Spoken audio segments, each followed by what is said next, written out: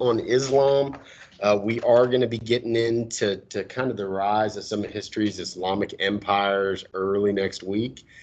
So I figured it'll be a good chance to kind of review some of the basics. That way we can really hit the ground running next week. So that is what's going on. All you got to do is take some notes. And if you do that, we should have a pretty darn easy day. So give me about 35 seconds or so to get this 10 and 10, and we will go from there. Feel free to talk quietly while we do that, or just stay on phones, that's fine. But here in a second, obviously put that stuff on.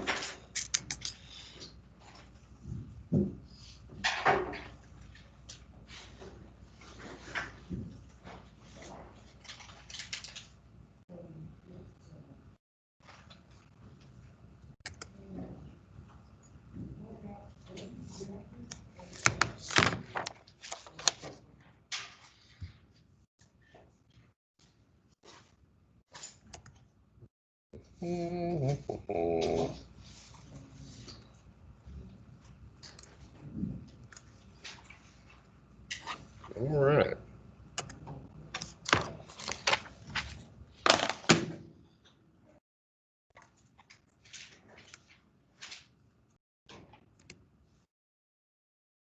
Wait a minute. Sorry, guys. Technology is vexing at all times for me. That's okay. We're going to get down what we need to get down. Just a couple news and notes before we officially get started. Notebook, check number 2 is due today before midnight. So please get that in. The list of what you need is back there. It's also online. Historical documentary review essay, that is due on Monday. It's extra credit, but if you're struggling, it could help you quite a bit. The link is up now. All right, so you can turn it in whenever you have a chance, but that's going to be due Monday before midnight. And finally, your test retake. If you failed the test on Monday, you do have an opportunity for a retake. You do need to submit a retake request under, I believe, Tuesday's date. But if you do that after school today, I will go in, I will unlock it for you, and then you'll have the entire weekend to kind of get it squared away.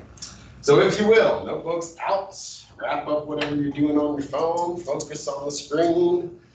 Let's talk about Japan. We kind of started this yesterday, but I started rushing, and I don't want to do that. So we're going to go back over probably a little bit that we talked about, but not that much, because we really didn't get that much.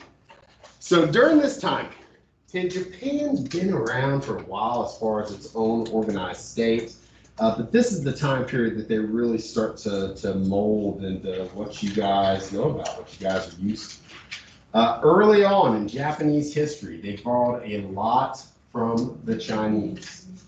Remember, China, the Middle Kingdom, lots of cultural borrowing, lots of stuff revolving around.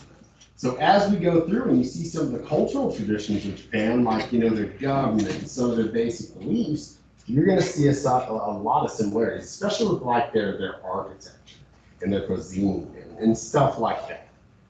Early on in Japanese history, especially in a period known as the Heian period, Japan had a very similar government to that of China. It was based highly on some Confucian principles to some extent. They did have an elaborate bureaucracy. They did have an emperor that held centralized authority and was kind of seen as a god. In some ways, Japan still has an emperor, and he's kind of seen as something pretty darn special. Make sure nobody's trying to get in. But during this time period, a little bit before the 1200s, in fact, Japan starts to fragment.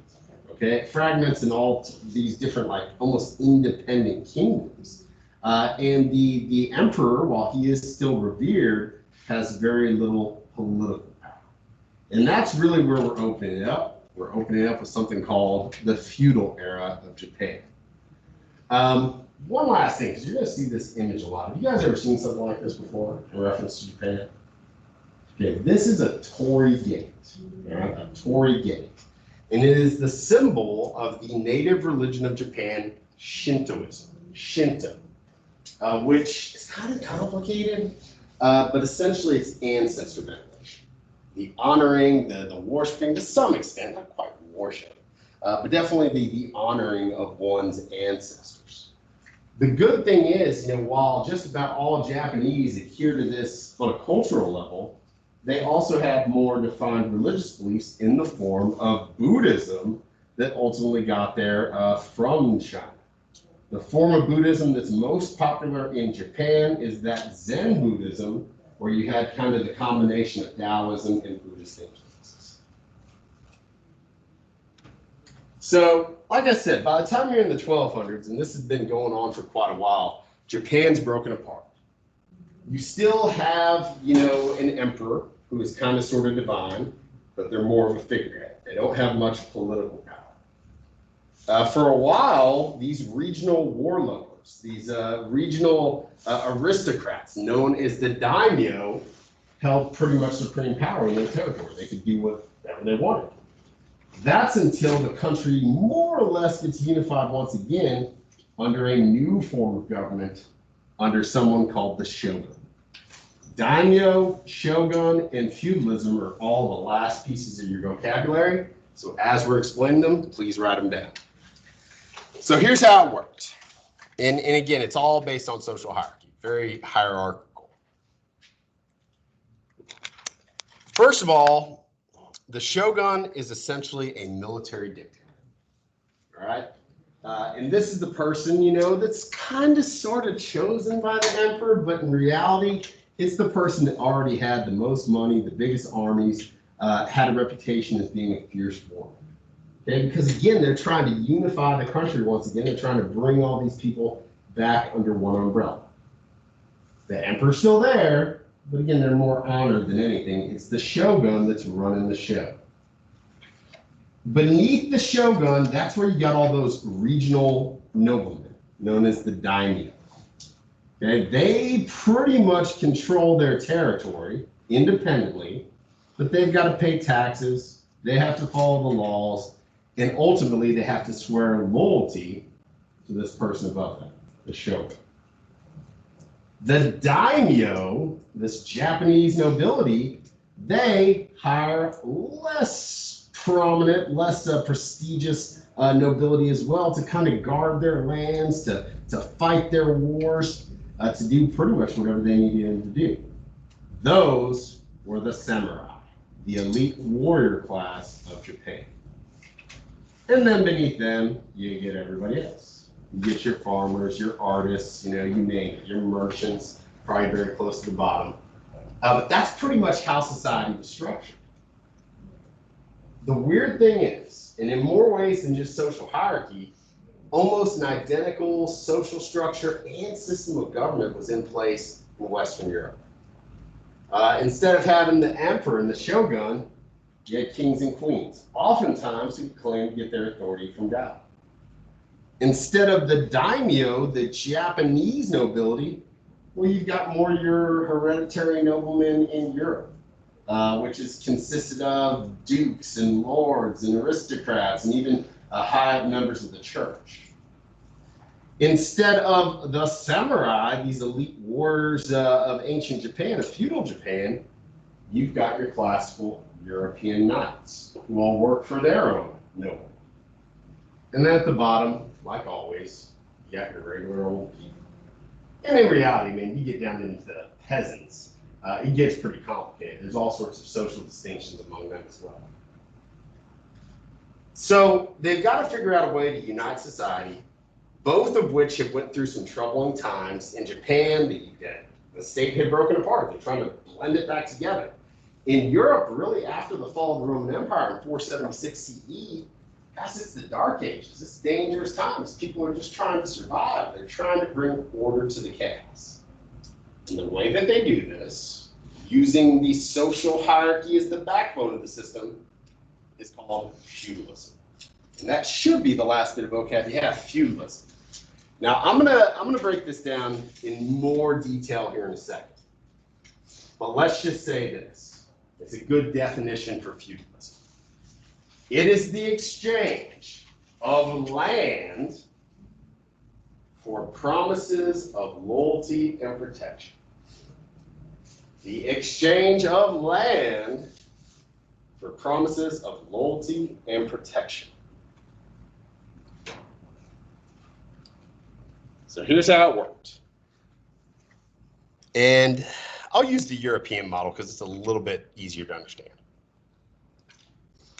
In Europe, you've got all these independent kingdoms that eventually would evolve into the countries of Europe we know today, places like France and England. You've got a king who's in cahoots with the church, who usually claims that he was put on the throne by God. But there's all these other wealthy, powerful individuals that he's got to get on his side. Well, the one thing a king has, especially in the early days after they win wars and acquire territories, they've got land. They got lots of land. And if you have land, you can make money. You can grow crops. You can tax the people that live there. You can do all sorts of stuff. So in order to get these hereditary nobility, or daimyo in the case of Japan, to kind of be loyal to the king or be loyal to the shogun, they give them a large grant of land, essentially a fief. In Europe, it was called a fief. I think actually in Japan, it was called something similar to that too. So these guys now got land. And it's like, yeah, I can make money off the land. I'm going to be cool with the king. But then they have to subdivide their land to get people to be loyal to them. Less powerful noblemen, knights, in this case, samurai. And then they have to subdivide their land. It's just this process. On a nobleman's land, on a daimyo's land, they're essentially the ones in charge. I mean, they've got to collect the taxes from, whoever's above them. They've got to enforce their laws, but as far as the day-to-day governing, they're the ones doing it. That's why we call feudalism a decentralized form of government, because the power to govern is actually in a bunch of people's hands, not necessarily vested in one central authority. Whereas in a place like China, the buck stops with the emperor. It's not as decentralized, it's very much centralized. Again, it's pretty amazing, and we'll get more into this later, especially when we get into Europe, that, Japan and Europe, being thousands of miles away from each other, essentially are doing the same thing for the same reasons at the same time, even though there was no contact at that point. It's just kind of crazy. It's the same deal with people building pyramids all over the world when they had no contact with each other. It's just, I don't know, strange. Striking similarities that you're going to see in Europe and China, or not China, Europe and Japan under this system is, their elite warrior class. The knights in Europe, the samurai in Japan. Again, both wearing armor, both skilled in all sorts of combat, both carrying swords as their predominant weapon. Both have very similar ethical codes that they're supposed to abide by, that are supposed to demonstrate their honor, their class. In Japan, it was Bushido, which is all about honor and bravery and absolute loyalty. Your name was more important than anything else. Well, it wasn't all that different from European knights and their code of chivalry, which again, it was just kind of an ethical code of how they should fight, when they should fight, the sort of people they could. Now, keep in mind, both of these are very idealized. Not everybody actually adhered to it. In fact, some would argue more did not adhere to these codes than did. But again, it's just kind of weird that, these groups so far apart would behave and really kind of thrive in similar ways. And the East Asia PowerPoint thing, it's over. But we got one more thing. Actually, two more things, but they're both more for fun today. I got a short video that we're going to watch over kind of what it was like for samurais. It talks, of course, about, the time period we're in, but it does get ahead as well. But man, it's a good little video. It's short. It's like 3 minutes. It's animated, which is good because it could get kind of graphic if it wasn't. But just try to imagine, what life would have been like during this time period for these sort of people. Again, it's pretty interesting. Again, honor. It's all about honor. They're afraid of losing their honor, they do some pretty extreme things. The samurai. In the Heian period, the imperial court relied on... Hey, the videos we're going to watch, guys, you're going to need to watch on campus. These estates hired warriors to defend themselves from raids by local chieftains. By the 12th century, political power had shifted significantly away from the emperor. The Genpei War of 1180 to 1185 pitted the Taira clan, with sworn loyalty to the emperor, against the Minamoto clan, and the Minamoto's victory established the Kamakura Shogunate, a hereditary military dictatorship. The samurai warrior trained by serving under his master and following a strict code called Bushido, the way of the warrior. In battle, the warrior would decapitate his defeated enemy and mount the head on a spike. For a samurai who was facing defeat or dishonor, seppuku or harakiri was performed. This involved the warrior committing suicide by cutting into his belly with a dagger. As part of Bushido, samurai who had lost their master were also expected to commit harakiri. Those who did not became ronin or drifters. Often there was stigma attached to being a masterless ronin, and many found other ways to make a living with their swords, becoming mercenaries or turning to crime. Samurai were experts in fighting both on horseback and on the ground. They used a variety of weapons, bows and arrows, spears, and eventually guns. However, their main and most symbolic weapon was the sword. In the late 13th century, Masamune Okazaki invented the unique dual structure of soft and hard steel that is one of the key characteristics of the katana. The sword came to have great significance, and eventually samurai would carry two types, the katana, a long sword, and the wakizashi, a short sword. In the 15th century, the shogun's power was waning, and a century-long period of fighting for dominance between local lords began, the Warring States period.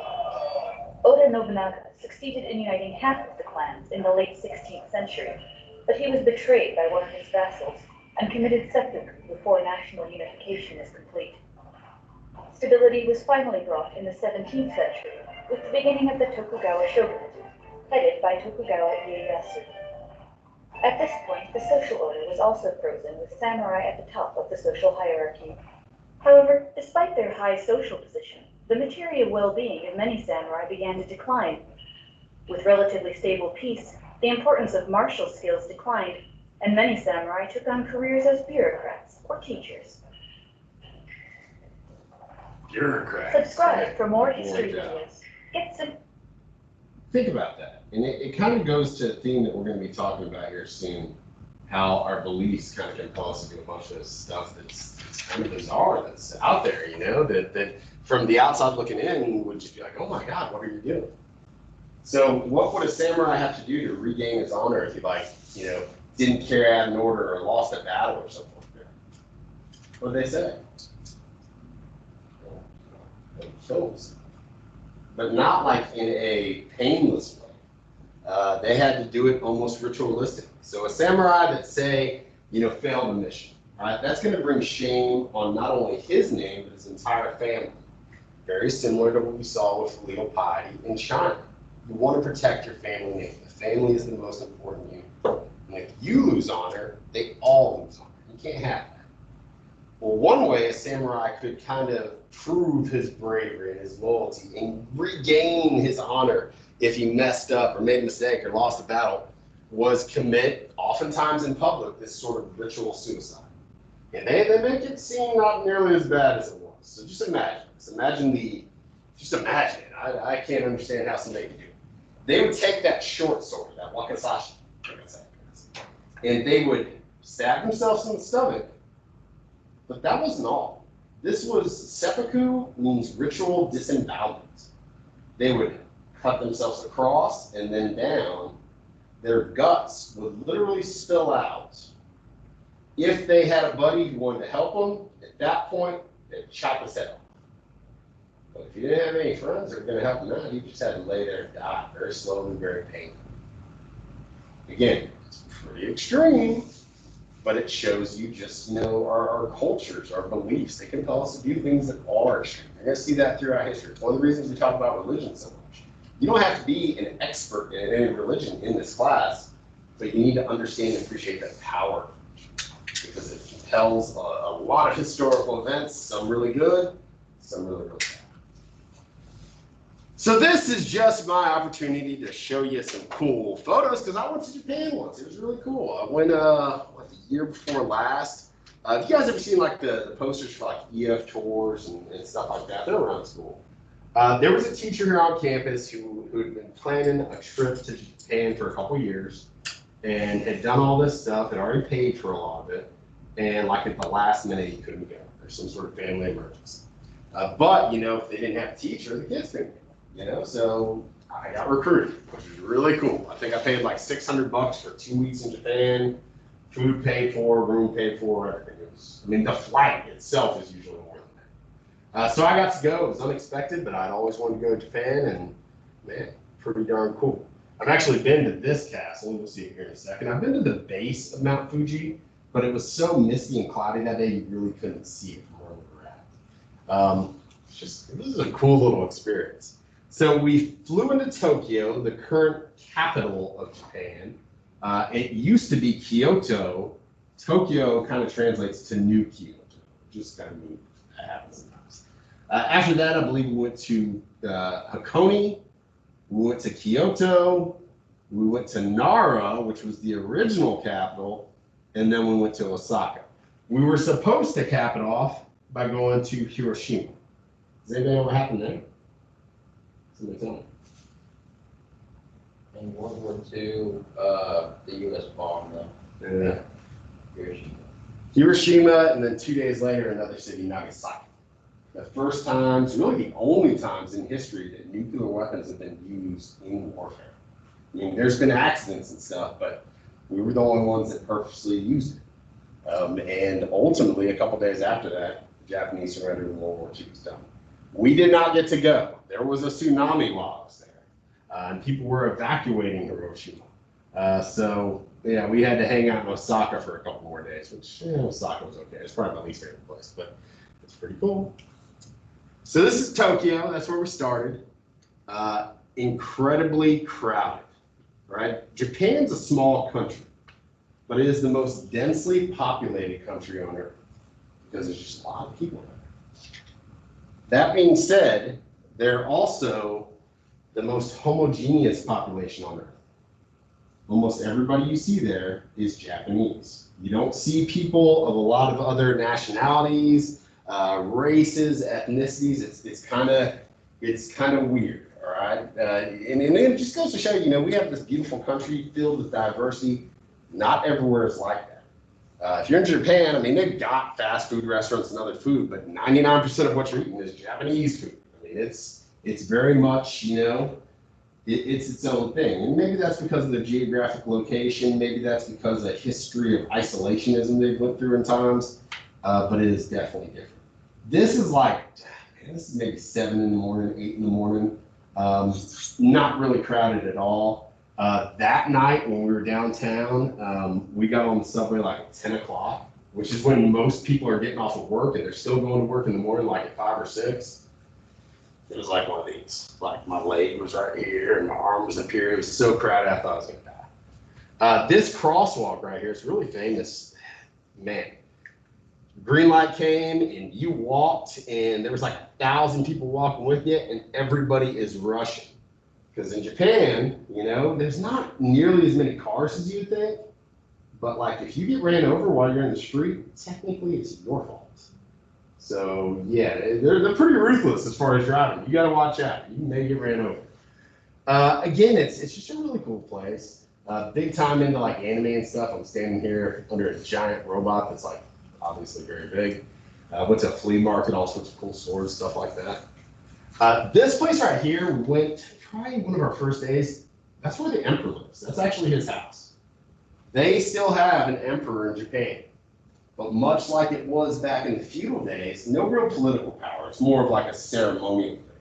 But they're still in some ways considered to be more or less divine. Again, that's a continuity we see throughout history. You know, these different political leaders, even if they're figureheads, being seen as something more than just, you know, like a regular person. We couldn't get very close. There's a moat around it, literally. There's heavy gates, there's guards that, you know, you don't really see in the picture, but yeah, pretty cool. And there's some more torii gates. I probably visited about 50 Shinto shrines, which again, I don't fully understand the belief system myself because it's not so much an organized religion It's more just an aspect of their culture. The way that it was explained to me, most people religious-wise in Japan are either atheists or they're Buddhists. But Shintoism is a part of everybody's life. It's just part of their rituals, especially when they're dealing with death, because it's all about the spirits of your ancestors. When you go into one of these shrines, you have to go up. There's like, and they all have them. There's like this spring-fed water that you've got to. It's all in a ritual. You know, you've got to purify your hands, and then you go over, and there's these burning incense, and you got to like, you know, get the evil spirits off you or something, and then you do that before you walk through these gates. This was actually on the way. I've got video of it. I don't think I have any pictures, but there was actually a shrine on top of the mountain. This is really close to Mount Fuji. Here I am wearing a kimono prior to going to a traditional kind of Japanese dinner, sitting on the floor and everything. I did stay at one traditional Japanese motel or hotel. Yeah, you really do sit on the floor, sleep on the floor. They've got like these little pillows with backrests that are kind of like chairs, but you're sitting on the floor a lot. And that's true of most of the restaurants you go to as well. They're very heavily Buddhist. They're into Buddhism. This is one of the largest freestanding Buddha statues in the world. You can actually go inside of this. And there was another one we went to in Nara that had kind of like a temple built around it that was actually bigger. But I think this is in Hakone. But I believe that's one of the largest ones, you know, that's freestanding in the world. Got to go to a samurai museum and, you know, hang out with, I guess, a modern day samurai. Did all sorts of sword demonstrations. That was cool. Got my CTHS pullover there, so representing the school. And this one, I've got a bunch of photos. I'm not going to make you look at them all. But this is really interesting. First, this castle was like the coolest place I'd ever been. This complex is several hundred yards around. And to even get into it, I mean, it's probably 300 yards to the gate, and then you got to go over a bridge because there is literally a moat going around it that you're not getting across. And get in there, and if you can manage, and I assume back in the day to actually get up here, you've got all these different levels you have to go up. And there's all sorts of twists and turns. And some of these areas, you know, we're with a big tour group, you can only go through single file. And the whole idea is people would come if they're trying to invade, pick them off one at a time. And then if you managed to get inside, it was even worse. I mean, there was little staircases, and then you literally had to climb up ladders, and it was pretty intense. But when you look at the time and construction this must have taken, it tells you that the feudal era, especially before they kind of get more or less united under later shoguns, very, very violent times. This, I believe it was in Kyoto. This was actually one of the shogun's houses. And you would go in there, it's crazy, like all the wood floors had like, I don't know how to describe it, but they were purposely made to creak to where you couldn't walk on it without making a lot of noise. The whole idea is you didn't want to get assassinated. But one of the things that was cool that I thought was interesting, out in kind of the courtyard, you know, there's all these lagoons, and it was really beautiful landscaping, but you see all these big rocks? Those aren't from there. The shogun every year would make each of these daimyo, these nobility, bring him as big a rock as they could. And I asked our tour guide, I was like, well, why would you do that? And it was like, because it costs a lot of money to transport those rocks, to get those rocks. He didn't want the daimyo getting too wealthy, too powerful, because if they were, they might rebel. Again, it was cool. I enjoyed it. So I'm forcing you to look at it. So yay me. If you ever want to know just weird stuff about Japan, hey, let me know. Toilets are weird. I went to one public toilet in a park, and like the toilet was on the ground, and you had to just hover. Yeah, just imagine that. But on the other hand, you go to like convenience stores or hotel rooms, and man, it's like you're sitting on a spaceship or something. It's got all sorts of weird controls, air dryers. It's pretty wild stuff. Anyway, I thought it was interesting. Hopefully you did too. Japan's a pretty cool place. Last thing we're going to do today, and this is more of a review of stuff that I think you probably already know. This isn't a requirement for this notebook check, but it is going to be the first thing in your next notebook check. So get those notebooks out. I would like you to make a little bubble map over. Some paper. You take notes. But I'd like you to do something similar to this, a little bubble map over Islam. This is going to be a little review. Happy Friday! Take some.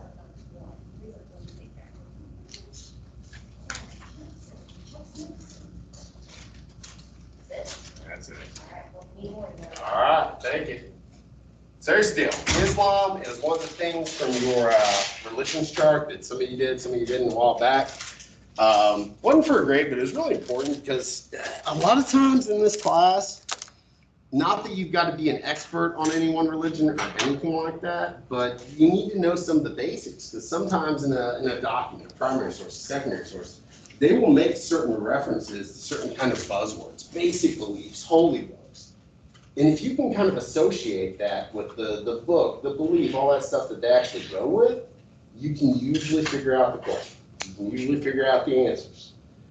Considering we're going to be shifting to the rise of Islamic empires really starting on Monday, I thought it'd be a good idea for us to review some of the most fundamental basic facts about the Islamic faith. So here's what I want. And you can look up the stuff if you need to, but try to do it from memory because this is stuff you probably talked about last year, you may have looked at in your religion chart. This is pretty common stuff. So you got Islam. It doesn't have to look exactly like this, but this is what I'm looking for. I want you, based on what you know, tell me who the founder was. What is the name of the supreme being? 5 pillars, what's that all about? Other beliefs, what's that all about? What are some things that they believe that you just maybe know about? What's the holy book called? What's the place of worship called? Followers, obviously the name of the people that adhere to this religion, but also the different types of followers. The birthplace. Yeah, I already said that. I'm gonna give you, 3-4 minutes? 3-4 minutes. Complete as much as you can.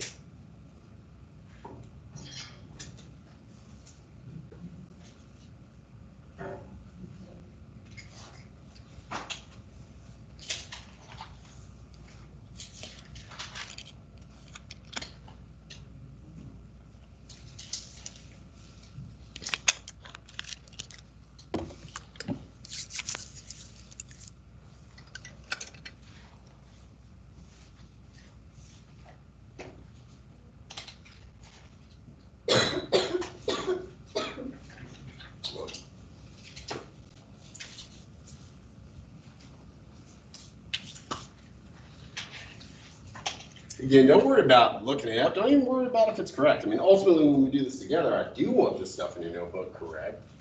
But I want to see what you remember. Because again, once we have the basic beliefs, I think what we're going to do on Monday and Tuesday, it'll make a lot more sense.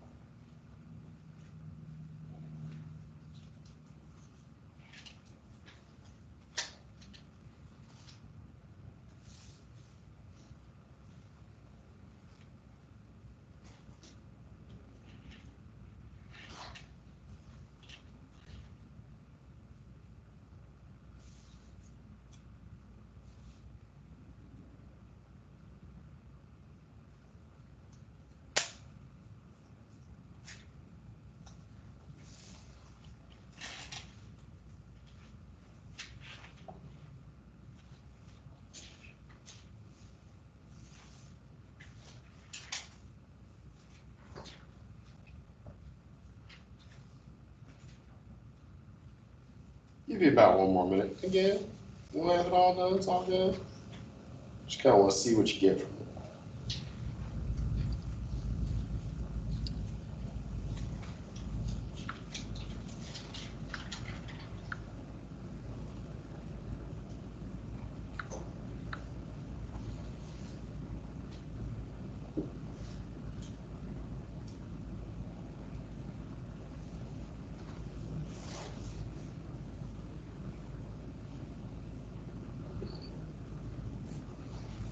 I love it when you get an email that's like 4.5 pages.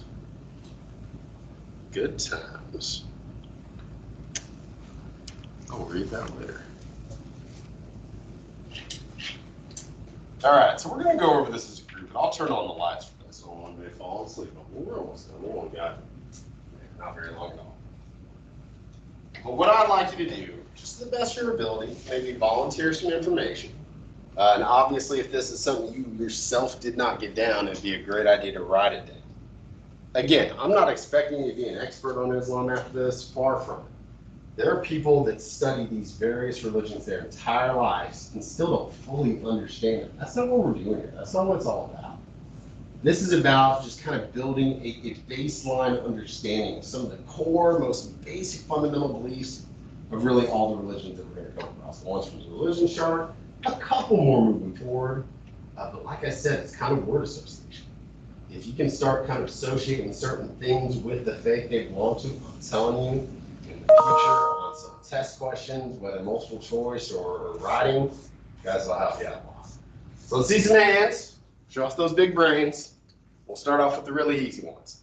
Who can tell me the name of the founder of Islam? Really kind of gets up and running in the 600s. So before 1200, but still, you got to kind of understand how we get there. Thunder, Muhammad. Very good. Okay, Muhammad, who Muslims feel is the last and greatest in a long line of prophets that you may have heard of. Prophets of what supreme being? What do they call the supreme being in the Islamic faith? It is Allah. Allah is an Arabic word. Does anybody know what Allah means? It's really crazy. It's really exotic. God, that's it. And I bring this up for this purpose, and most of you guys know this, but guys, Muslims worship the exact same God as Jews and Christians. Now, there's different beliefs about that deity, but it's the same fundamental God. Islam, I mean, much like Christianity, grows out of Judaism. You get Judaism starting about 4,000 years ago. Later, you get Christianity. I mean, Jesus was born a Jew. With his life and death, and Christians believe his resurrection, you get a new branch, a new religion that starts. 2,000 years ago, Christianity. And then about 1,400 years ago, well, Islam develops from the same basic roots. I said that Muhammad, Muslims believe, is the last in a long line of prophets. Okay? Muslims believe in a lot of the same prophets as Christians and Jews. Adam and Abraham and even Jesus, although they don't believe he was the son of God or was in any way divine. Muslims adhere to a lot of the same holy books. Now, their main holy book is different, but they acknowledge the legitimacy of the first few books of the Old Testament. They acknowledge some of the legitimacy of the Gospels in the New Testament. Again, essentially, they're not saying, well, those other religions are completely wrong. They're saying Muhammad's the last great prophet, and he's the one that finally gets God's message 100% right. Again, just a different belief system. Anybody know where this was born? Like what region of the world? Go. Saudi Arabia. Saudi Arabia. Fantastic. Now, this is pretty similar to Judaism and Christianity. I mean, you go back to Judaism with the prophet Abraham, you're looking at Mesopotamia, really, but he soon relocates to what is now Israel. And then Christianity, of course, comes out of Israel, although it's gone through different names throughout history. And then, years later, Israel's really important to Muslims as well, but the birthplace, Saudi Arabia, and the capital city of Mecca, even more important. followers. What are the followers of Islam called? This is super easy, guys. I know I even said this word earlier, right? Muslims. Are all Muslims the same? No. Just like you have all these different branches of, say, Christianity, or we talked about some branches of Buddhism yesterday with Mahayana and Theravada and so on and so forth. There are two main branches of Islam. There are others. There's two main branches. Does anybody know the names? Almost 80% of Muslims belong to one branch, and almost the other 20% belong to the other. There are some little minor kind of offshoots as well. All right, this is one to write down for sure since somebody's got it. And this is going to be a really 80% of Muslims are Sunni Muslim. The other roughly 20%, like I said, it's not exact, are what we call Shiite. Be very careful how you spell and say that. Shiite. I thought that was funny, but you did. That's okay. They had a break shortly after the death of Muhammad. There was a big disagreement on who should be the new leader of the faith. The Sunnis won out, okay? Muhammad's father-in-law and one of his best friends, he becomes the leader. But a minority said, no, that's not right. We need the son-in-law, who eventually does become the leader later on. But this original disagreement caused a schism, a split in the belief system. And believe it or not, to this day, these two different groups, even though they're all Muslims, they don't always get along. You mainly find Shiite Islam in Iran and Iraq. What do you call a Muslim place of worship? Something akin to a church. Just heard a whisper. Go ahead and give it to me. Is it mosque? That's what it is spelled like, but it's pronounced mosque. It's the same thing. Good job. Okay. The Holy Book. This is a big one. The Holy Book. Come on. I don't want to say it, but the Quran. The Quran. You said it right. Now here's what will mess with you. Sometimes, like Taoism, sometimes you'll see it spelled with a Q. Sometimes you'll see it with a K. I am partial to Q because you see that more often. The Quran. Now there are some supplementary holy books or holy sources. Specifically something called the Hadiths, which are like stories about Muhammad and things that maybe he said. Those, as much as they're acknowledged, it's debatable amongst the Muslim population. But the Quran, guys, Muslims believe the Quran is the direct word of God. And that's a lot different than most holy books. You take the Christian Bible. There's parts that are supposed to be the direct words of Jesus. But the rest of it was written by men, prophets, but men. And men are fallible, and that's why people sometimes interpret the Bible quite a bit differently. Look at some stuff maybe a little bit more metaphorical. Not so much with the Quran. The Quran is believed to be the literal translation of God's message as dictated to Muhammad. So again, not nearly as much wiggle room. That will be important. Yeah, we're good. 5 pillars. Does anybody remember the 5 pillars? Does anybody remember one of the 5 pillars? Something that devout Muslims are supposed to do. Give me one. You're supposed to fast. Very good. There's a month called Ramadan. And Ramadan, exactly when it takes place, changes a little bit every year because the religious calendar of Islam, it's a lunar calendar. And it's weird. I don't fully understand it myself. But it means different times of the year, sometimes the winter, sometimes the spring, sometimes summer. You've got to fast. Now think about the devotion. In other religions fast too. Fasting is not unique to Islam. But this is maybe a little bit more strenuous. Every day for that month, from sunrise to sunset, you don't eat or drink. I think you can have some water, but that's it. You can eat and drink when it's not sun time, when it's not daytime, okay? So it's not like they're literally starving for a month, but that's still just a way of showing the devotion, like fasting is in really all religions. Any other of the 5 pillars you guys remember? Mayo? Yup. 5 daily prayers. And again, these are things they're supposed to do. You know, people of all religions that don't do necessarily what they're supposed to do. It all depends on the strength of your faith. But no, 5 daily prayers. You know, they've got certain times of the day that, regardless of where they are, regardless of what they're doing, they got to get those in. And they bow down, and they generally try to face the direction of Mecca, which is kind of, you know, the most important spot in Islam. What else? Reverend Jones.